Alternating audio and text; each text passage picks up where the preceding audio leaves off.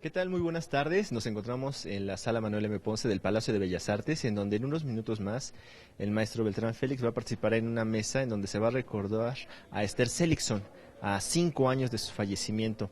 Maestro, muchas gracias. Usted ha escrito que precisamente la maestra Seligson es una autora de culto. ¿A qué se refiere en particular? Esta etiqueta de autora de culto es buena y mala, porque por un lado implica que tiene mucho respeto crítico, que es una autora con un perfil y un estilo muy definido, muy particular, que despierta una gran devoción entre sus lectores, pero esos lectores lamentablemente han sido pocos. Por un lado, lo que tiene que ver con esta característica es que su literatura no es convencional.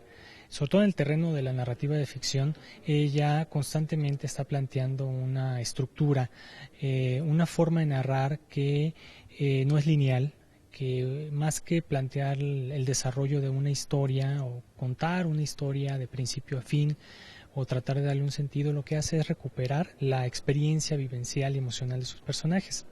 Es decir, usualmente sus relatos se fincan más en lo que queda en el mundo interior de los personajes después de que ha ocurrido algo importante, traumático, fuerte, definitivo en su vida, y cómo eso de manera sutil pero importante, profunda, va transformando su forma de ver el mundo, su forma de relacionarse con los demás.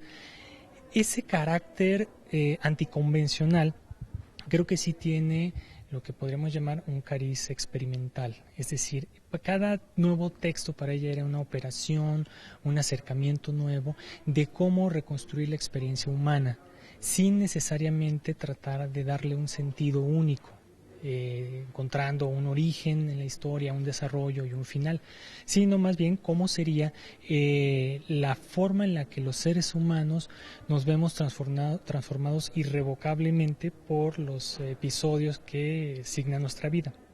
Eso le implicó pues cierta dificultad en una franja de lectores, pero como tiene una gran prosa porque ella desarrolló un estilo denso, poético, con una gran capacidad expresiva, con un don para sugerir estados oníricos, emocionales, con muchísima plasticidad y visibilidad.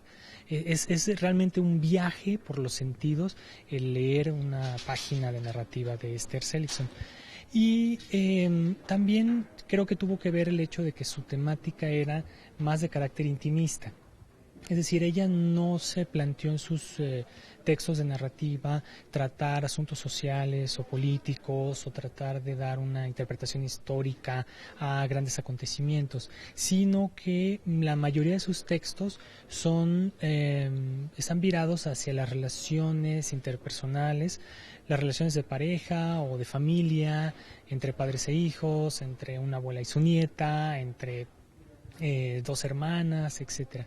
Y al momento de acercar el microscopio a ese mundo familiar, doméstico, pues parecería que no está tocando las grandes sinfonías de la historia, pero tiene mucha sensibilidad Esther Seligson al acercarse a ese mundo personal e intimista de los personajes, básicamente porque lo hace con un ánimo muy amplio, muy compasivo, tratando de recuperar lo que es la verdad de los personajes desde dentro, desde lo que implica pues buscar su experiencia, ¿no? Tratar de presentarle al lector lo que significaría la experiencia directa de pasar por determinados episodios vivenciales.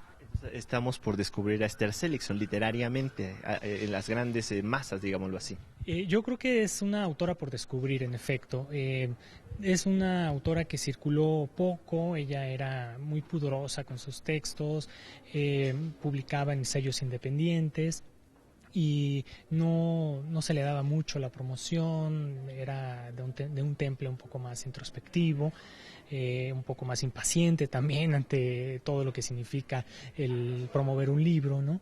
Y eso puede que también haya afectado a la difusión de su obra. Y ahora, a 5 años de su muerte, pues he atestiguado yo cómo nuevos lectores se van acercando a sus libros, estudiantes que se ponen a escribir tesis sobre su obra, jóvenes escritores que están publicando ensayos, destacando un aspecto u otro, editoriales que se interesan en reeditar sus libros. Próximamente saldrán 2 reediciones de sus libros. Se va a publicar en el sello de Cuadribio la reedición de una compilación de cuentos que se titula Cuerpos a la deriva, y 3 de sus obras breves en narrativa se publicarán con el título de Críptico en la editorial Valparaíso. También hay un proyecto para publicar su narrativa reunida aprobado por el Fondo de Cultura Económica, que esperamos que salga en unos 2 o 3 años. Entonces yo he visto cómo pues los textos siguen vivos más allá de la presencia del autor, y cómo nuevos lectores están descubriendo una autora que precisamente por ese perfil o aura de autora de culto probablemente se veía lejana o incluso intimidaba a cierto perfil de lectores. Maestro Beltrán, muchísimas gracias. Y bueno, ya lo saben, ahí están los libros de la maestra Esther Seligson para que se acerquen a ellos y la reencontremos. Por favor. Gracias. Muchas gracias. Regresamos al estudio de Canal 22.